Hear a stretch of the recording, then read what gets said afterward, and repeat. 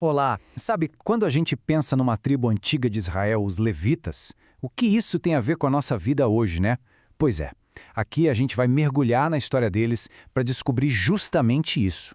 Como as funções sagradas deles, de milênios atrás, na verdade desenham um plano de vida que é surpreendentemente relevante para os nossos dias. E olha que incrível, tudo, absolutamente tudo que a gente precisa saber sobre a missão deles está resumido nesse único versículo aqui. É sério. Ele dá pra gente três funções-chave que vão ser o nosso mapa, a nossa base para toda essa nossa análise. Então, nosso roteiro vai ser bem direto. Primeiro, vamos entender por que os levitas eram a tribo separada.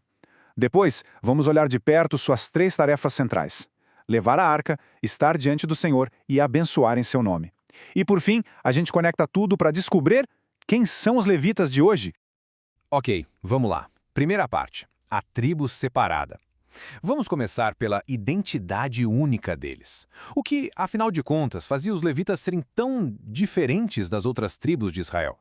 Bom, os levitas vinham da linhagem de Levi, que foi o terceiro filho de Jacó. Mas aqui está o ponto-chave. Diferente de todas as outras tribos, eles não receberam terras. Ué, mas por quê?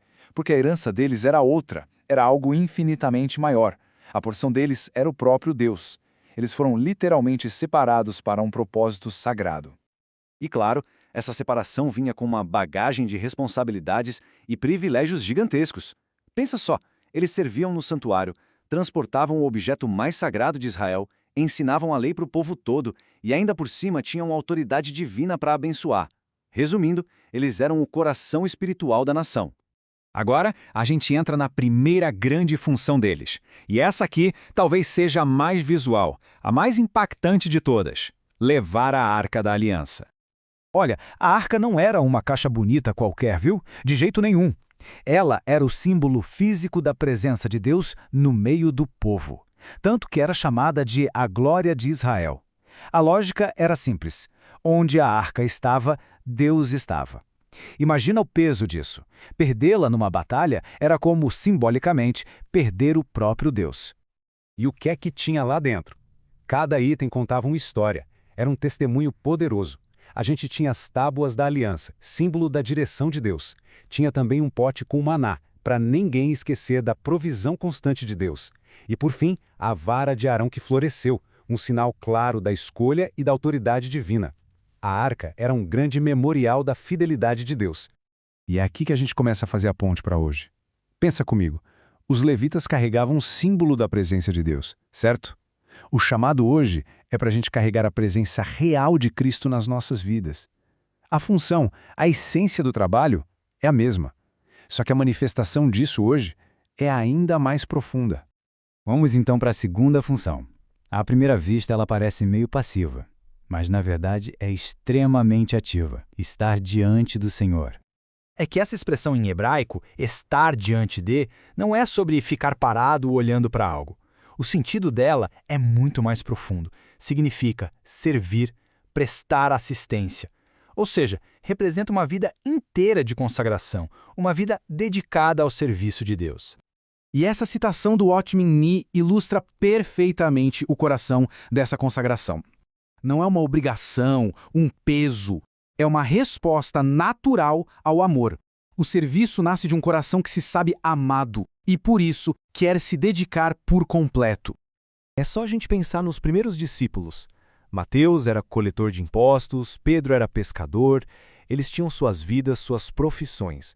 Mas quando foram chamados, tudo isso ficou em segundo plano.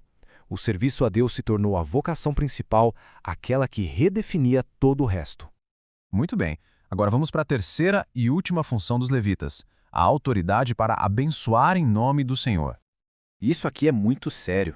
Abençoar no nome de Deus não era só um vai com Deus, um desejo de boa sorte. Era muito mais. Era invocar o caráter, a personalidade, o poder do próprio Deus sobre a vida de alguém. Era um ato de autoridade espiritual, sabe? Se colocar como um canal da vontade de Deus. Imagina a responsabilidade. E a história da bênção é antiga e poderosa. A gente vê patriarcas abençoando os filhos, líderes abençoando a nação, até o próprio Jesus com as crianças.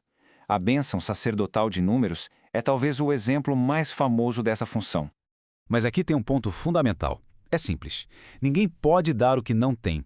A capacidade de ser um canal da bênção de Deus para os outros está diretamente ligada ao fato de a própria vida da pessoa ser uma bênção. A integridade pessoal é o alicerce da autoridade espiritual. E tudo isso, claro, nos traz para a nossa parte final. Depois de olhar tanto para o passado, a pergunta que não quer calar é: e agora? Qual é o nosso chamado hoje? O levita da nova aliança, então, tem a mesma missão, mas com um novo foco. É sobre continuar carregando a arca, que hoje é Cristo. É sobre lembrar as pessoas da direção e provisão de Deus. É sobre viver uma vida de serviço consagrado. E, por fim, é sobre ser uma fonte de bênção para todos ao redor. E o texto nos deixa com esta pergunta lá do livro de Números, que ecoa até hoje. Ela nos convida a refletir de verdade.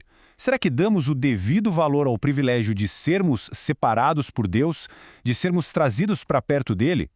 Porque, no fim das contas, o plano de trabalho não mudou. O cenário é outro. O templo não é mais de pedra, mas o propósito é o mesmo. A determinação sagrada de carregar a presença divina, servir com uma vida consagrada e ser um canal de bênção para o mundo não é só uma lição de história. É o chamado aqui e agora para todos que seguem a Deus. A grande questão que fica é: estamos vivendo como levitas?